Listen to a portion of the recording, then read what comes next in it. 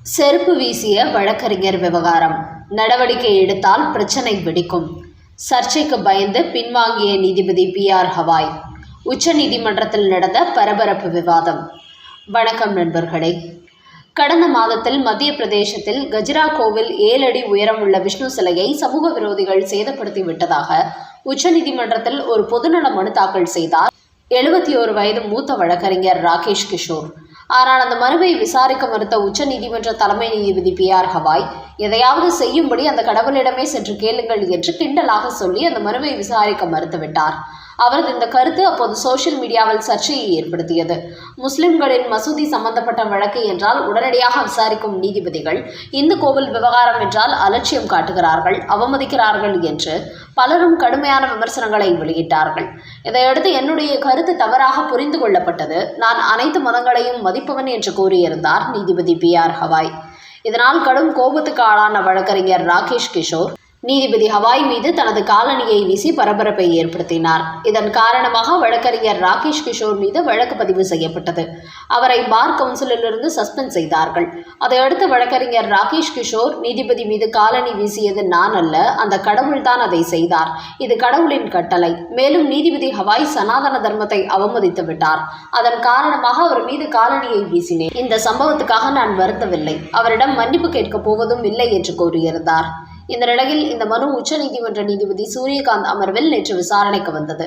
அப்போது வழக்கறிஞர் ராகேஷ் கிஷோருக்கு எதிராக பார் கவுன்சிலின் சார்பில் வாதம் செய்தார்கள்.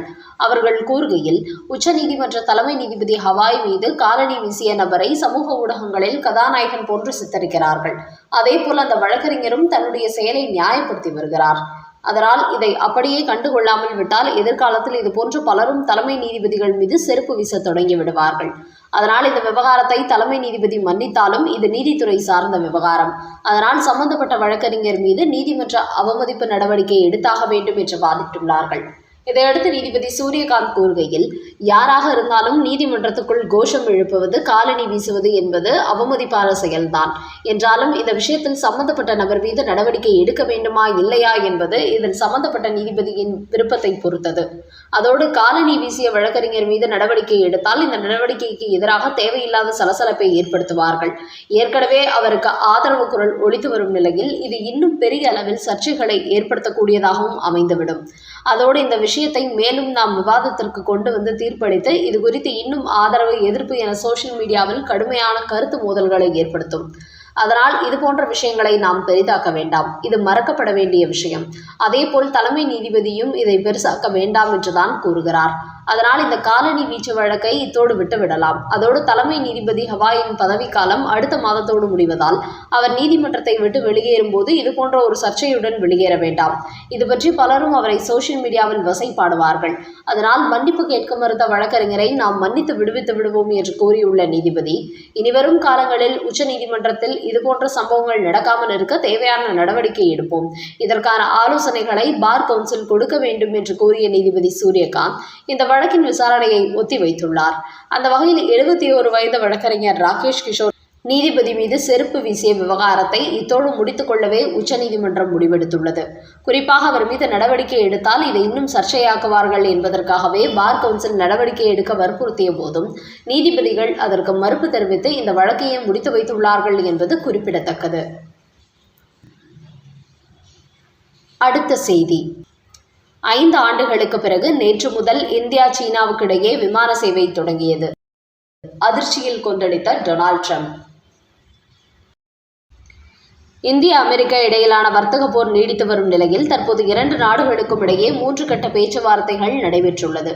அதோடு அமெரிக்க அதிபர் டொனால்ட் ட்ரம்ப் ரஷ்யாவிடம் கச்சா எண்ணெய் வாங்குவதை நிறுத்த வேண்டும் என்று தொடர்ந்து கூறி வந்த விவகாரத்தில் இந்தியா இறங்கி வரவில்லை. இப்போது வரை நாள் ஒன்றுக்கு 54 லட்சம் பீப்பாய் கச்சா எண்ணெயை இந்தியா ரஷ்யாவிடமிருந்து இறக்குமதி செய்து கொண்டுதான் இருக்கிறது. அதோடு அமெரிக்காவின் 50% வரி விதிப்பு காரணமாக சில பொருட்களை ரஷ்யா, சீனா போன்ற நாடுகளுக்கு இந்தியா ஏற்றுமதி செய்ய தொடங்கி இருக்கிறது. இதன் காரணமாக தற்போது அமெரிக்காவும் இந்தியாவிடம் இறங்கி வந்துள்ளது. இந்த நிலையில் மத்திய வர்த்தக அமைச்சர் பியூஷ் கோயல் வெளியிட்டுள்ள வெளியிட்டுள்ள ஒரு செய்தியில், அமெரிக்காவுடன் நமது குழுவினர் வர்த்தக ரீதியான பேச்சுவார்த்தையில் ஈடுபட்டுள்ளார்கள். இதன் மூலம் 2 நாடுகளுக்கும் இடையேயான நியாயமான மற்றும் சமமான ஒப்பந்தம் விரைவில் ஏற்படும். முதல் பகுதி விரைவில் கையெழுத்தாகும் என்று தெரிவித்திருக்கிறார். அந்த வகையில் இந்தியா, அமெரிக்கா நாடுகளுக்கிடையே 2030ஆம் ஆண்டுக்குள் வர்த்தகத்தை தற்போதைய $191 பில்லியன் இருந்து $500 பில்லியன் அதிகரிக்க வேண்டும் என்கிற அடிப்படையில் தற்போது பேச்சுவார்த்தை நடைபெற்று வருவதாகவும் டெல்லி வட்டார தகவல் தெரிவிக்கிறது. மேலும் இந்தியா, சீனாவுக்கிடையே கடந்த 5 ஆண்டுகளாக எல்லை பிரச்சினை சம்பந்தமாக மோதல் வெடித்து விமான சேவை கூட நிறுத்தி வைக்கப்பட்டிருந்தது. இந்த நிலையில் இந்தியாவுக்கு அமெரிக்கா 50% வரி விதித்த நிலையில் இந்தியா, சீனாவுக்கு இடையே நல்லுறவு ஏற்பட தொடங்கியது. இந்த நிலையில் தற்போது இந்தியா, சீனாவுக்கு இடையிலான விமான போக்குவரத்து நேற்று முதல் தொடங்கியுள்ளது. நேற்று கொல்கத்தாவிலிருந்து சீனாவின் குவாங்ஷோ நகருக்கு இந்தியாவின் இண்டிகோ விமானம் புறப்பட்டு சென்றது. இந்த விமான சேவை இனி தினமும் தொடரப்போகிறது. அதேபோல் அடுத்த மாதம் 9ஆம் தேதியிலிருந்து சீனாவிலிருந்து இந்தியாவுக்கு முதல் விமானம் வரவுள்ளது. அதன் பிறகு வாரத்தில் 3 விமானங்கள் இந்திய சேவையை தொடங்க உள்ளன. இதன் மூலம் இந்தியாவிலிருந்து சீனாவுக்கும், சீனாவிலிருந்து இந்தியாவுக்கும் சுற்றுலா பயணிகள் அதிகம் வரப்போகிறார்கள். இதனால் இரு நாடுகளுக்கும் இடையில் சுற்றுலா வர்த்தகம் சார்ந்த உறவுகள் அதிகரிக்கும் நிலை உருவாகி இருக்கிறது. மேலும் கடந்த 2020ஆம் ஆண்டு ஜூன் மாதம் கல்வான் பள்ளத்தாக்கில் இந்திய, சீன ராணுவ வீரர்கள் எல்லை பிரச்சினை சம்பந்தமாக மோதிக்கொண்டார்கள். இதில் 2 தரப்பிலும் வீரர்கள் கொல்லப்பட்டார்கள். இதன் காரணமாக சீனாவுடனான உறவை இந்தியா துண்டித்துக் கொண்டது. கடந்த 5 ஆண்டுகளாக எந்தவித சுமூகமான உறவுகளும் இல்லை. சீனாவுக்கான விமான சேவை செயலிகள் தடை செய்யப்பட்டன.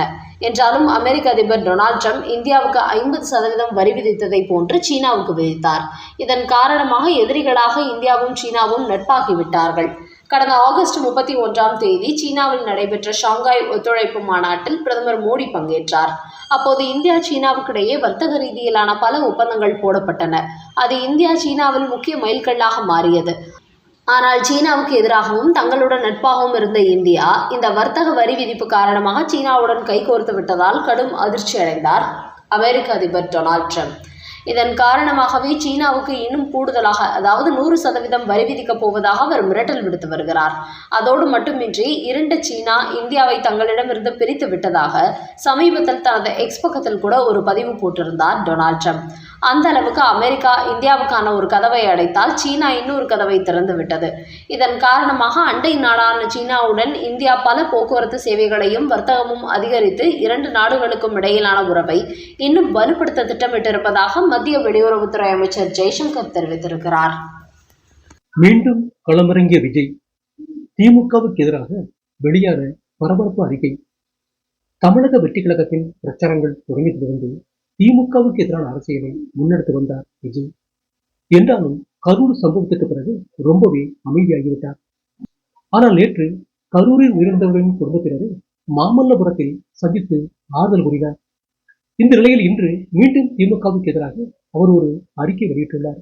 அந்த அறிக்கையில் நானும் டெல்டாக்காரன்தான் என்று சொல்லிக் கொள்ளும் முதலமைச்சர் மு.க. ஸ்டாலின் டெல்டா விவசாயிகளின் நெல்மணிகளை கொள்முதல் செய்யாமல் மழையில் நனையவிட்டு அவற்றை முளைக்க வைத்திருப்பது எந்த வகையில் நியாயம்? ஒவ்வொரு ஆண்டும் பருவமழை வரும் என்பது இந்த அரசுக்கு தெரியாதா? மாதக்கணக்கில் கஷ்டப்பட்டு உழைத்த பணத்தை கையில் எடுத்துவிட வேண்டும் என்று அவர்கள் நினைக்கும் போது அந்த நெல்மணிகள் எல்லாம் நாற்றாக முளைத்துவிட்டால் அவர்களுடைய நிலைமை என்னவாகும்? இப்படி விவசாயிகளை காப்பாற்றாமல் தண்ணீரில் தத்தளிக்க விடுவதால் நம்பர் 1 திராவிட மாடலா? வெற்று விளம்பரத்திற்காக நானும் டெல்டாக்காரன்தான் என்று பெருமை பேசி வரும் ஸ்டாலின் அரசு விவசாயிகளின் நெல்மணிகளை கொள்முதல் செய்யாமல் அவர்களின் வாழ்வாதாரத்தை அழித்து வயிற்றில் அடித்துவிட்டு அதை பற்றி கவலைப்படாமல் மீண்டும் 2026 ஆட்சியை பிடிக்க வேண்டும் என்று துடியாய் துடிக்கிறார். டெல்டா விவசாயிகள் கண்ணீரில் தத்தளித்துக் கொண்டிருக்க இவரும் மீட்டிங் போட்டு மீண்டும் ஆட்சியை பிடிப்பது எப்படி, 2.0 உருவாக்குவது எப்படி என்று திட்டம் தீட்டிக் கொண்டிருக்கிறார். இப்படிப்பட்ட மு.க. ஸ்டாலினுக்கு தமிழ்நாட்டு மக்கள் 2026 சட்டமன்ற தேர்தலில் தர்ம அடி கொடுக்க வேண்டும் என்று அந்த அறிக்கையில் கேட்டுக் கொண்டுள்ளார் விஜய்.